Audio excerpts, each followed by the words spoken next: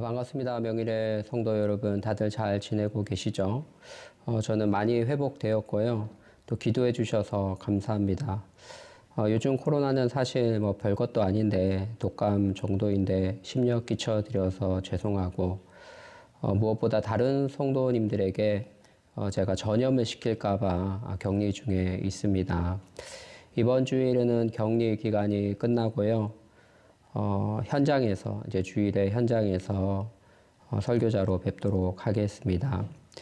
지난 시간에 소돔과 고모라의 멸망에 대해서 다루었습니다. 소돔과 고모라의 심판이 있은 이후에 시간이 좀 지났고, 아브라함은 헤브론을 떠나서 남서쪽으로 이동을 했습니다. 그래서 그랄 지역에 머물게 되었는데요.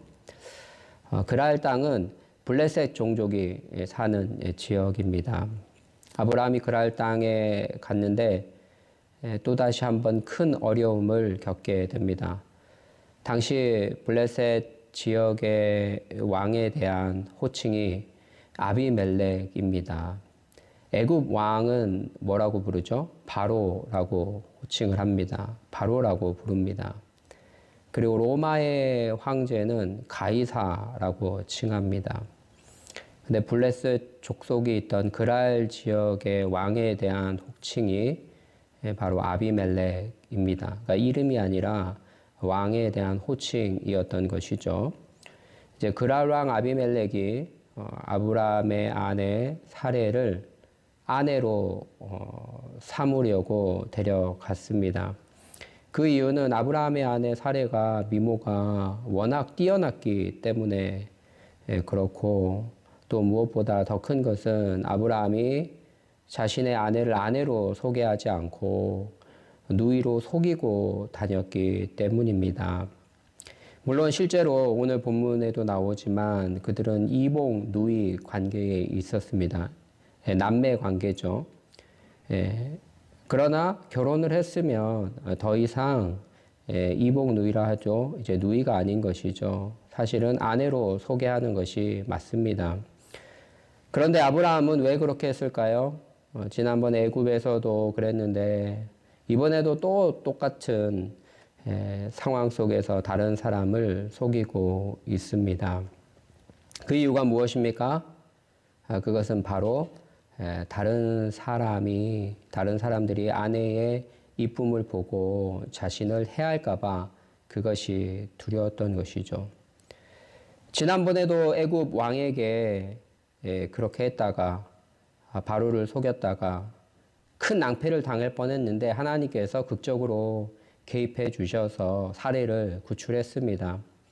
하나님께서 애굽 왕 바로에게 나타나셔서 경고하셨죠. 바로가 두려워했고 사라를 바로 보냅니다.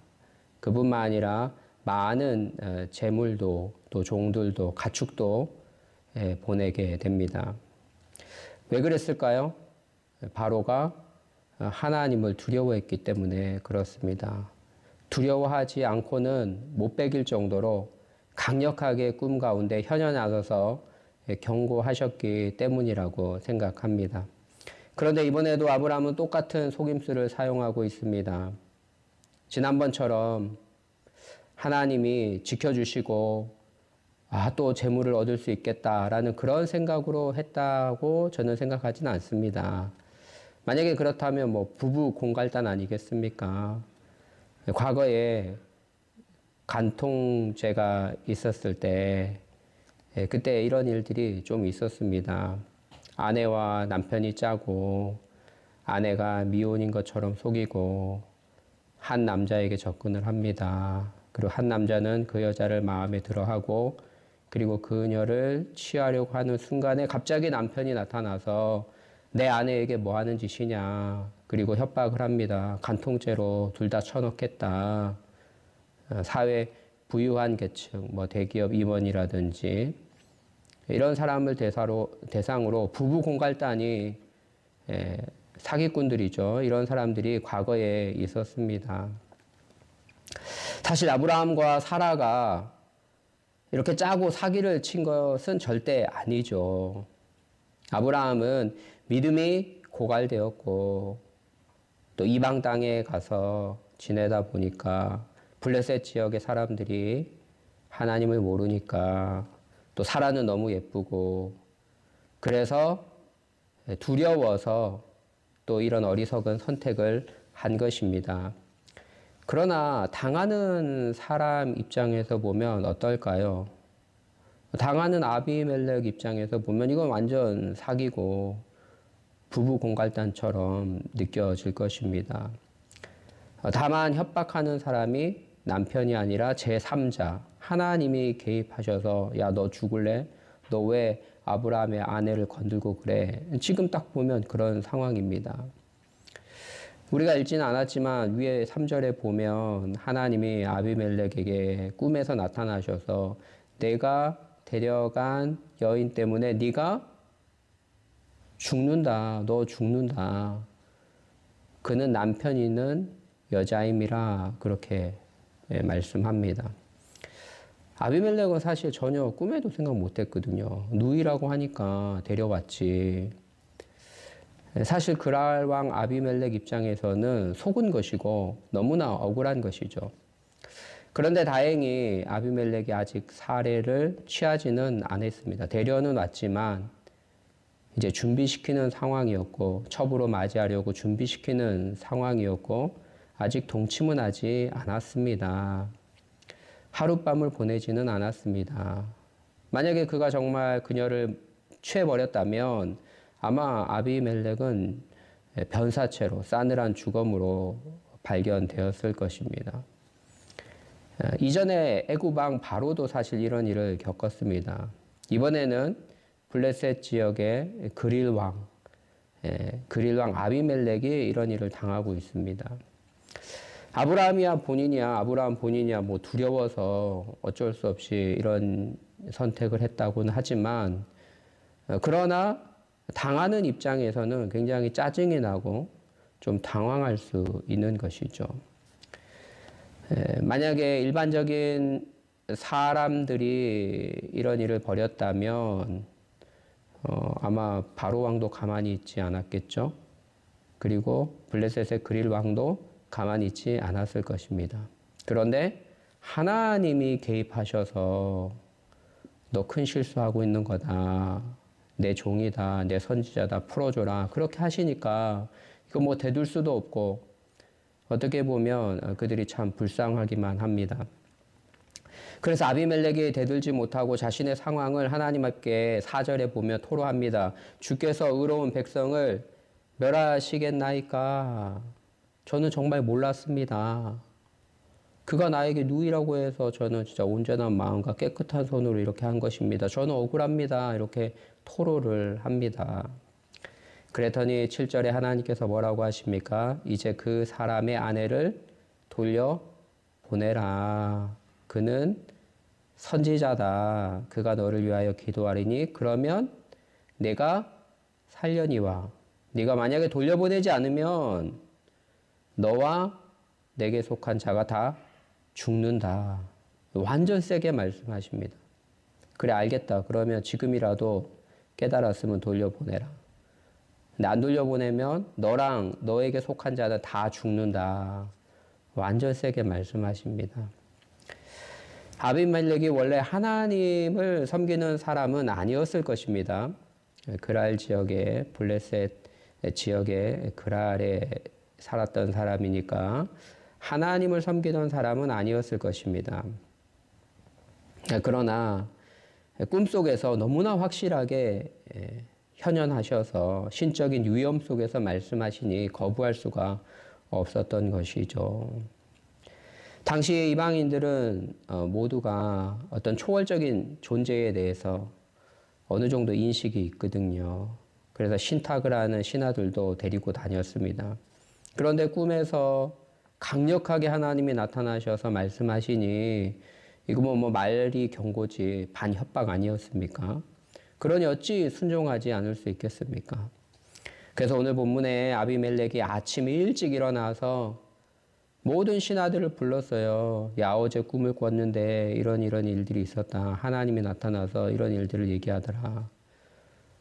아비멜렉만 알고 있으면 나중에 아브라함이 풀려나도 아비멜렉 밑에 있던 종들, 신하들이 또 사라에게 그거 잘 모르고 찝쩍거릴 수 있잖아요. 사례를 탐낼 수도 있습니다. 그런데 아비멜렉이 모든 종들을 다 불러 모았어요. 여기 종이라는 것은 신하들을 얘기합니다. 신하들 다 불러 모았어요. 그리고 이 일에 대해서 분명하게 알려주었습니다. 아비멜렉이 아브라함을 불러서 묻습니다. 왜 나에게 이렇게 했느냐? 내가 너 때문에 큰 죄에 빠질 뻔했다. 네가 합당하지 아니한 일을 내게 행하였도다. 도대체 무슨 뜻으로 이런 일을 행하였느냐? 아비멜렉 입장에서는 정말 화가 나죠. 피해자입니다. 그냥 아브라함 뒤에 하나님만 없으면 그냥 아브라함 같은 그 일개 족장 그냥 단칼에 그냥 죽일 수도 있는데 그 뒤에 하나님이 계시니 뭐 죽일 수도 없고 참으면서 이야기하는 것이죠. 왜 나한테 이렇게 했느냐 이야기를 합니다. 그랬더니 아브라함이 뭐라고 변명합니까? 이곳에서는 하나님을 두려워함이 없으니 내 아내로 말미암아 사람들이 나를 죽일까 생각하였습니다. 이곳에는 블레셋 땅이고 이전에 애굽 땅도 그렇고 하나님을 모르는 땅이니까 하나님을 두려워함이 없으니까 당신들이 나 죽일까 봐 그랬다라는 거예요. 그리고 실제로 그 아내가 이복 누이였다. 그렇게 이복 누이이기도 하다. 그렇게 변명을 합니다. 그런데요, 여러분, 아브라함은 그렇게 생각해서는 아니 되었습니다. 왜냐하면 애굽에서 한번 교훈을 받았습니다. 애굽에서 이런 일이 있었는데 하나님이 지켜주지 않았습니까?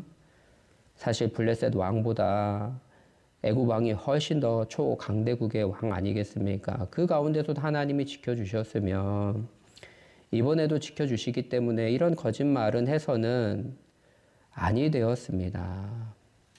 그러니까 그의 믿음이 약화되었다라는 것을 보여주고 있는 것이죠. 그의 마음속에 하나님에 대한 믿음이 약화되었음을 알려주고 있습니다. 여러분, 죄의 시작은 언제나 우리 마음에 하나님이 희미해지고 믿음이 약해질 때 시작됩니다. 내 마음에 하나님에 대한 확신이 흐려지고 내 마음 속에 믿음이 흔들리기 시작할 때 우리는 타협하기 시작하고 인간적인 깨와 생각을 하기 시작하는 것이죠. 내 마음에 하나님에 대한 확신이 있고 흔들리지 않는 믿음이 있으면 죄의 유혹에 넘어가지 않습니다. 그러나 내 마음속에 하나님과의 깊은 교제가 없고 하나님이 희미해지고 믿음이 약화되면 사실 누가 유혹하지도 않았는데 스스로 세상을 두려워해서 스스로 꾀를 내어 죄 가운데 넘어지게 되는 것이죠. 여러분, 누가 아브라함에게 야 누이라고 제안하는 게 좋겠다. 너 이 지역 가면 위험하다. 누가 제안했습니까? 아니에요. 본인 스스로 지레 겁먹고 세상이 크게 보인 거예요.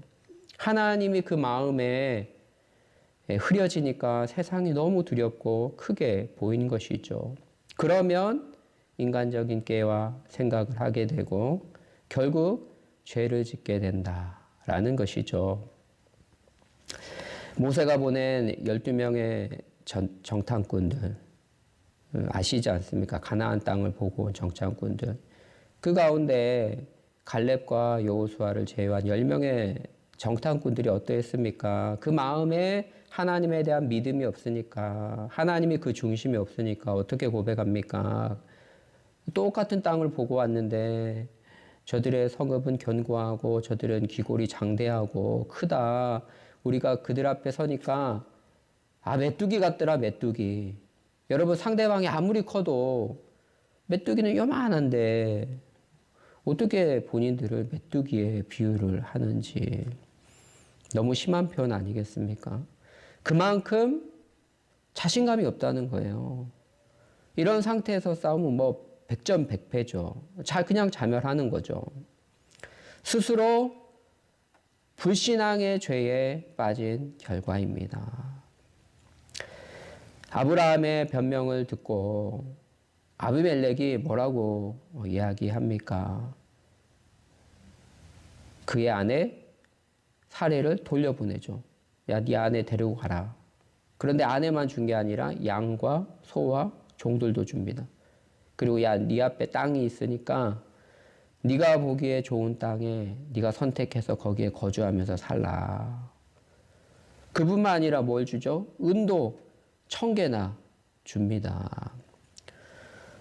여러분, 본인에게 거짓을 행해서 피해를 입힌 자입니다. 아브라함은 그에게 사실은 형벌을 내려야 되는데 차마 그렇게 하지는 못하고 하나님이 계시니까 뒤에 그렇게 하지는 못했는데 근데 보니까 양도 주고 소도 주고 종들도 주고 뭐 거주할 곳도 택하라 그러고 그뿐만 아니라 은까지 1000개나 주고 여러분 아비멜렉이 왜 이렇게 행합니까? 착해서 그렇습니까?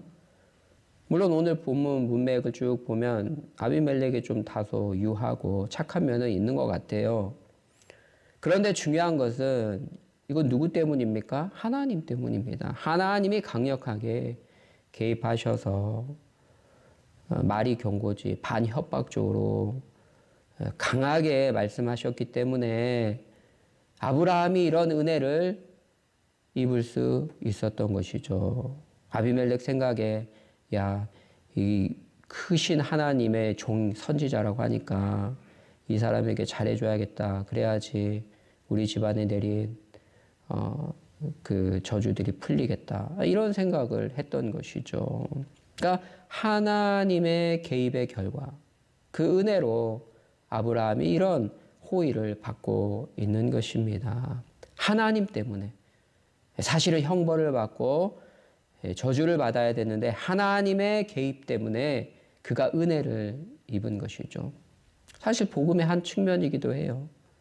우리는 원래 우리의 죄값으로 말미암아 사망, 저주를 받아야 되는데 하나님의 개입 때문에 우리가 어떠한 자가 되었습니까? 은혜를 입은 자 되지 않았습니까? 아브라함의 삶에 사실 이런 복음적인 요소들이 곳곳에 배어 있습니다. 우리의 삶도 사실은 그래요, 여러분. 우리의 삶이요. 우리가 예수님 믿고 은혜로 구원받았을 뿐만 아니라 우리의 삶도 사실은 우리의 행위에 따라 그대로 하나님이 심판하시면 그대로 내버려 두시면 정말 처참하고 비참한 인생을 살아야 할 텐데 정말 많은 모멸감을 당하고 비참한 인생을 살아야 될 그런 사람들인데 하나님이 시시때때로 개입하셔서 막아주시고 은혜를 베푸셔서 사람들로 하여금 호의를 입게 하신 그런 적이 한두 번이 아니에요, 여러분. 사실은 하나님의 은혜 가운데 우리의 인생이 진행되고 있다는 것을 우리도 고백하지 아니할 수 없습니다. 여러분 그런 거 못 느끼시나요? 여러분 인생을 쭉 살아오시면서 아, 내가 지은 죄에 비해서 내가 너무나 많은 것들을 호의를 받고 또 인정을 받고 산다. 지은 죄는 많은데 이건 하나님의 은혜다. 이런 생각 안 해보셨습니까?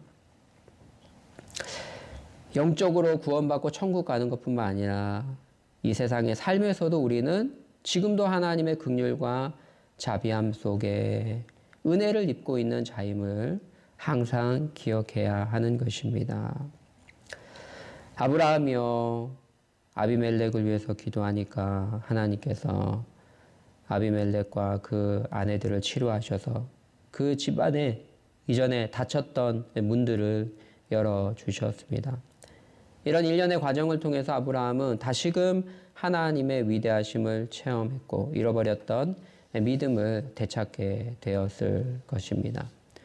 그리고 아비멜렉과 그 밑에 있는 종들도 그 신하들도 이런 일들을 보면서 아브라함이 섬기는 하나님이 진짜 살아계신 하나님이구나. 위대하신 분이구나. 뭐 유일신 정도는 아니더라도 유일신은 아니더라도 정말 신들 중에 최고의 신이구나. 강력한 분이구나. 그 정도 인식은 아마 그들도 갖게 되었을 것입니다. 아브라함이 선지자라고 했는데 하나님이 그가 기도한 즉 저주가 풀리고 또 그가 기도한즉 복을 받게 되었으니 정말 아브라함을 복의 근원으로 삼겠다고 약속하신 하나님의 말씀이 그대로 성취된 것이죠. 말씀을 맺겠습니다. 아브라함은 이전에 애굽에서도 동일한 죄를 지어서 어려움을 당했고, 그리고 하나님의 극적인 개입으로 사라가 건짐을 받은 것이죠. 이번에도 블레셋 땅에서 동일한 죄를 지었고 하나님께서 다시금 극적으로 개입하셔서 이번에도 은혜를 입게 하셨습니다. 우선 하나님이 그렇게 하신 이유는 아브라함뿐만 아니라 여러분 사라도 그 언약 안에 포함되어 있기 때문에 그렇습니다. 즉 사라를 통해서 하나님의 약속의 씨가 나오는 거예요, 여러분. 만약에 사라가 다른 남자에 의해서 건드림을 당했다, 다른 남자와 동침하게 됐다, 그러면 여러분 아브라함의 언약이 깨어지는 거예요. 아브라함에게 주신 언약이. 그 아이가 어떤 남자의 자녀인지 어떻게 알아요? 약속은 아브라함과 사라에게 주신 거예요. 즉 이것은 구속사적 위기입니다. 사라가 다른 남자에게 들어가는 것은 언약이 깨어지는 것이고 구속사적 위기입니다. 그래서 하나님은 강력하게 역사하신 것이죠. 그렇게 하지 못하도록. 근데 아브라함은요, 사실 그런 인식이 부족한 거예요. 그저 자기 목숨 부지하려고, 살아남으려고 사라를 위기 가운데 내몰았지만 하나님은 당신의 약속을 지키기 위해서 친히 강하게 개입하셔서 은혜를 입게 하신 것이죠. 이것이 바로 당신의 백성들을 향한 긍휼과 자비입니다. 그리스도 안에 있는 우리에게도 하나님은 동일한 은혜를 베푸십니다. 믿음이 약화되고 하나님에 대한 신뢰가 흔들릴 때에 우리도 아브라함처럼 넘어질 때가 때론 있죠. 그러나 하나님이 찾아오셔서 우리 인생 가운데 개입하시고 도와주십니다. 이끌어 주십니다. 우리의 연약함에도 우리를 긍휼히 여기시고 친히 개입하셔서 우리를 회복시켜 주시는 그 주님의 은혜를 기억하며 주님을 찬양하시길 바라고요.